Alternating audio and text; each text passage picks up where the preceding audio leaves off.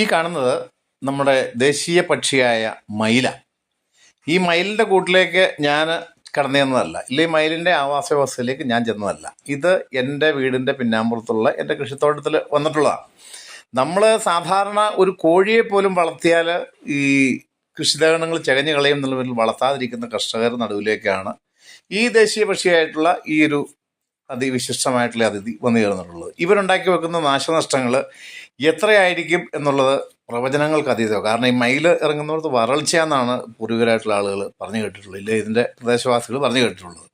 ഇത് നമ്മുടെ ഇവിടെയൊന്നും കേട്ട് കഴിവുള്ളൊരു സാധനമല്ലായിരുന്നു ഈ മയിൽ. ഇപ്പോൾ ഈ അടുത്ത കാലത്തായിട്ട് ഈ പ്രദേശങ്ങളിൽ മയിൽ, ഇതുകൂടാതെ കാട്ടുകോഴി എന്ന് പറയുന്ന കാണാൻ അതിസുന്ദരമായിട്ടുള്ള കുറേ ജീവികളുണ്ട്. അത് കണ്ടമാനം കൂടുകൂട്ടി ഈ രാവിലെയും വൈകുന്നേരമൊക്കെ ചകഞ്ഞ് ആളുകളെ ബുദ്ധിമുട്ടിക്കുകയും സന്തോഷിപ്പിക്കുകയും ചെയ്യുന്ന ഒരു വസ്തുക്കളും കൂടെ ഈ കർഷകനെ സഹായിക്കാൻ വേണ്ടി എത്തിയിട്ടുണ്ട് എന്നുള്ളത് ഞാൻ ഈ അവസരത്തിൽ അറിയിക്കും.